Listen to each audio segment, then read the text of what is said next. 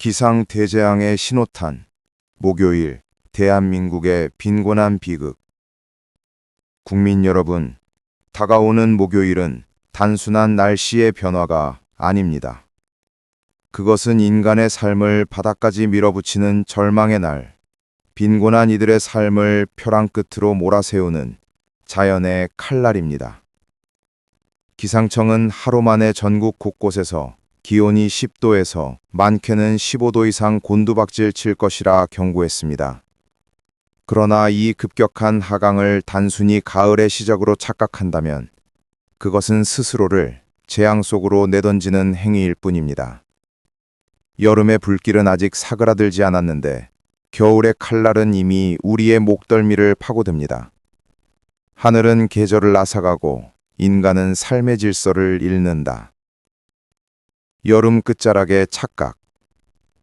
수요일까지 남부지방은 30도 가까운 늦더위 속에 있습니다. 사람들은 선풍기를 끄지 못하고 값싼 아이스크림으로 하루를 버팁니다.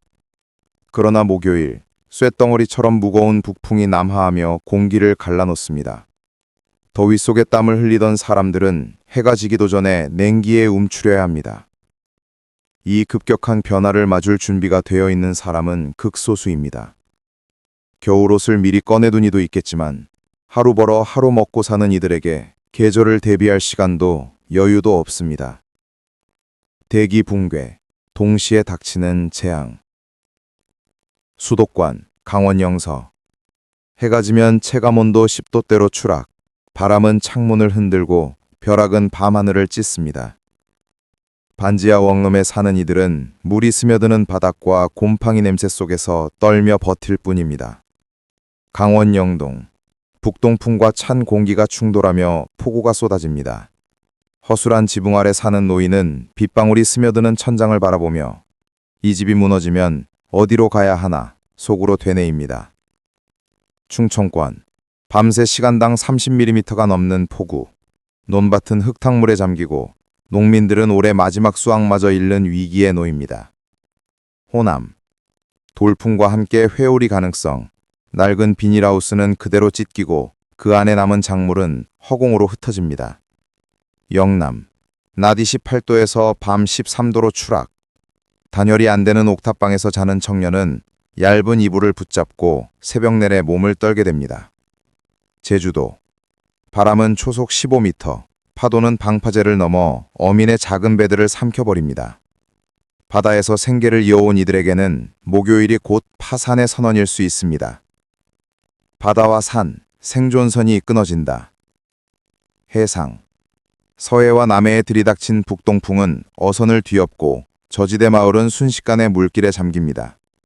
어민들은 바다를 등지면 굶주림, 나가면 죽음을 맞는 이중의 덫에 걸립니다. 내륙 산간. 찬 공기와 안개가 도로를 덮고 젖은 아스팔트 위에서는 작은 실수도 대형 사고로 이어집니다. 새벽 버스에 올라탄 노동자들은 매일 가던 길이 어느 순간 죽음의 통로로 변한 것을 깨달을 것입니다. 인간의 몸을 찢는 기온 급락.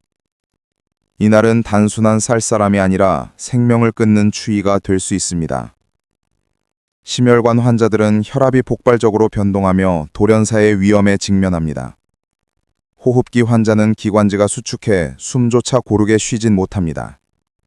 노인과 어린이는 체온을 유지하지 못한 채 새벽에 얼어붙은 몸으로 발견될 수 있습니다. 특히 가난한 이들은 더 취약합니다. 오래된 보일러는 고장난 채 방치되고 전기세 걱정에 전열기구를 켜지 못합니다.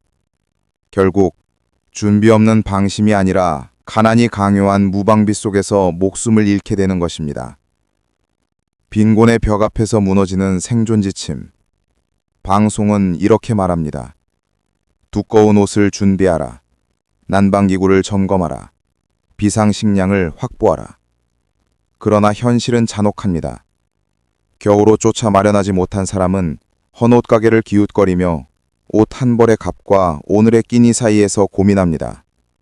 낡은 난방기구는 이미 고장났지만 수리비는 월세만큼이나 큰 짐입니다. 비상식량을 사두라는 말은 내일 아침 끼니도 없는 가정에는 잔인한 조롱일 뿐입니다.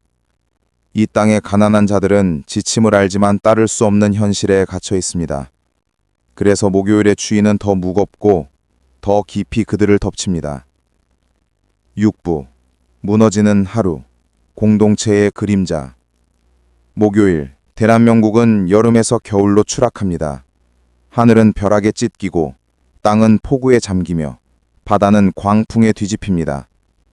그러나 진짜 비극은 자연이 아니라 그 속에서 버틸 힘조차 없는 사람들에게 있습니다. 반지하의 가족, 옥탑방의 청년, 산간마을의 노인, 바닷가의 어민. 그들은 같은 하늘 아래 있지만 생존의 조건은 전혀 다릅니다. 결론, 생존이 아닌 비극의 기록. 목요일은 생존의 시험대조차 아닙니다. 그것은 자연이 가난한 자를 가장 먼저 삼켜버리는 날, 우리의 사회가 얼마나 불평등한지 드러나는 잔혹한 기록이 될 것입니다. 이날을 그저 쌀쌀해진 하루라 여기면 그것은 무지이며 방조입니다. 준비할 수 있는 자는 살아남고 준비하지 못한 자는 무너질 것입니다. 국민 여러분, 목요일은 날씨가 아니라 인간의 약함과 가난을 드러내는 비극의 장입니다.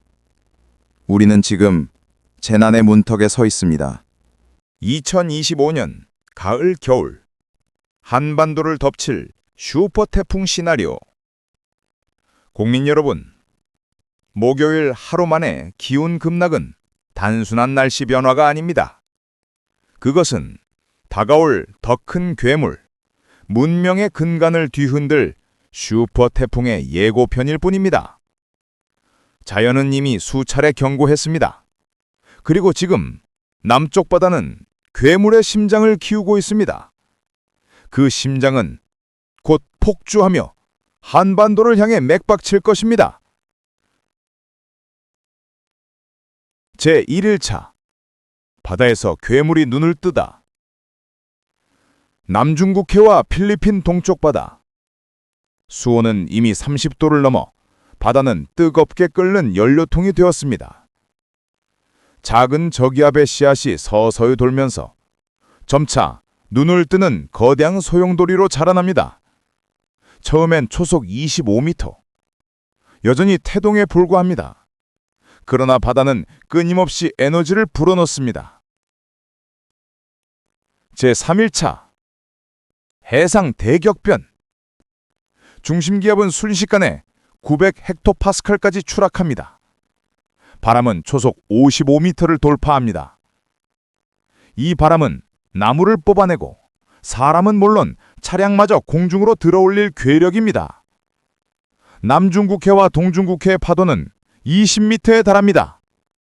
작은 건물만한 파도가 선박을 삼켜버리고 바다는 더 이상 인간의 영역이 아닙니다.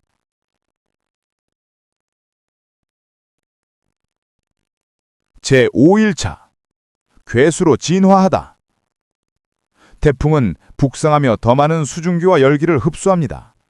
풍속은 초속 70m. 철탑이 찌그러지고 고층 건물의 유리창은 연속적으로 파열됩니다.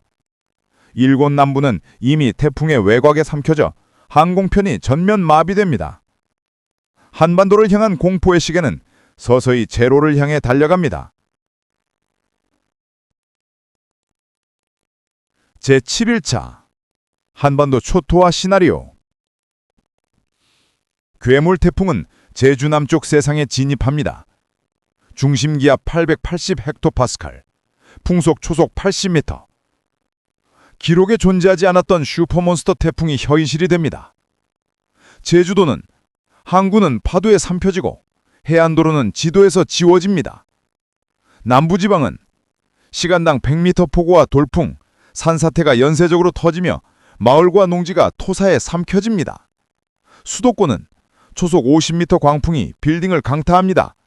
도심의 유리 벽면은 파편처럼 쏟아져 내리고 도로는 물과 잔해의 쓰레기장으로 변합니다. 해상은 남해와 동해에는 쓰나미급 해일이 덮치며 해안마을은 지도에서 사라질 위기에 몰립니다.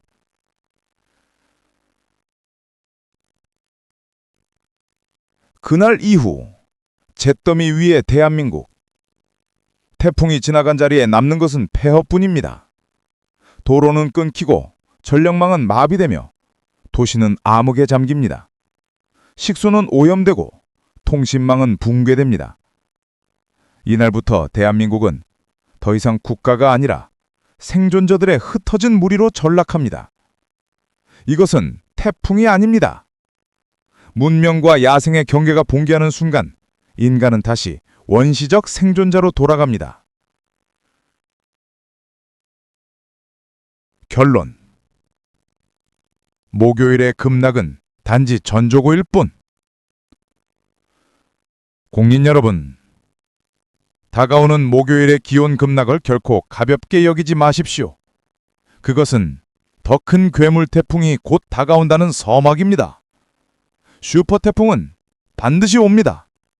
언제가 될지 알 수는 없지만 분명한 것은 준비하지 않은 자는 자연의 칼날에 베어 사라질 것이라는 사실입니다. 지금이 마지막 준비의 시간입니다. 오늘의 대비가 내일의 생존을 결정할 것입니다. 한반도를 삼킬 괴물의 발걸음, 태풍의 눈, 도심보다 거대한 공허. 그 중심은 도시 하나를 삼켜버릴 만큼 넓고 그 주변은 죽음의 회오리로 뒤덮입니다. 그 바람은 단순한 대기가 아닙니다. 그것은 칼날 같은 공기이며 건물을 찢고 땅을 때리며 인간의 숨결마저 앗아가는 살육의 기운입니다. 동중국해와 남해의 바다는 이미 지옥으로 변했습니다. 10m를 훌쩍 뛰어넘는 파도가 쉼없이 솟구치며 바다는 괴수처럼 포효합니다. 배는 감히 다가서지 못하고 접근하는 순간 부서져 산산조각이 되어 심해로 삼켜집니다.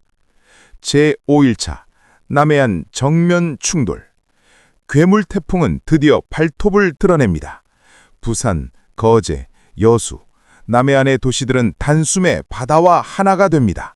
항구는 붕괴되고 방파제는 종잇장처럼 찢어지며 수만 톤의 선박조차 광풍에 뒤엎여 폭우 위로 떠밀려옵니다.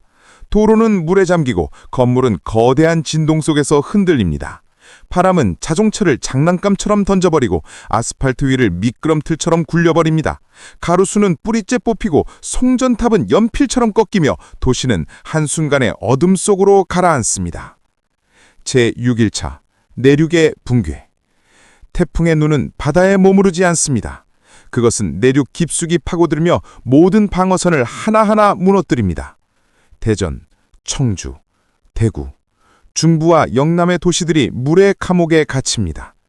시속 100mm가 넘는 폭우가 퍼붓고 강과 하천은 분노한 뱀처럼 제방을 삼킵니다. 산은 무너지고 도로는 끊기며 차량과 사람은 흙더미 속에 순식간에 파묻힙니다. 전력망은 연쇄적으로 붕괴되고 수많은 도시는 물과 어둠의 덫 속에 고립됩니다. 제7일차 수도권 최후의 시험. 태풍의 힘은 서서히 약해지지만 수도권을 덮친 공포는 여전히 거대합니다. 서울의 빌딩 숲 사이로 초속 40m의 광풍이 몰아칩니다. 유리창은 비명처럼 산산이 부서지고 간판은 날아다니며 공중에 흉기가 됩니다. 한강은 범람 직전에 괴물이 되어 도심을 위협합니다. 지하철역과 지하상가는 단숨에 물에 잠기고 사람들은 탈출구를 찾지 못한 채 갇힌 생존자가 됩니다. 도시는 영화 속 종말 장면처럼 변합니다. 인간이 세운 문명은 단 하루 만에 종잇장처럼 찢겨나갑니다. 재난 이후 폐허와 침묵. 태풍이 떠난 자리는 평화가 아닙니다. 그곳은 폐허와 절망뿐입니다. 수천 채의 가옥이 무너지고 수십만 명의 이재민이 체육관과 대피소로 몰려듭니다. 도로, 철도, 항만, 공항은 기능을 잃고 국가는 고립된 섬처럼 남습니다. 밤이 오면 불 꺼진 도시 위로는 오직 침묵만 내려앉습니다. 그 침묵은 수많은 희생의 무게를 누르는 장송곡이 됩니다. 결론. 이것은 허구가 아니다. 예고된 미래다. 국민 여러분, 이 시나리오는 단순한 상상이 아닙니다. 지금 이 순간에도 해수면은 상승하고 대기 불안정은 커지고 기후위기는 우리 눈앞에 현실이 되고 있습니다. 슈퍼 태풍은 반드시 올 것입니다. 이번 기온 급락은 단순한 전조일 뿐 진짜 재앙은 아직 시작되지 않았습니다. 괴물 태풍은 우리의 미래입니다. 남은 질문은 단 하나. 우리는 대비할 것인가 아니면 무너질 것인가?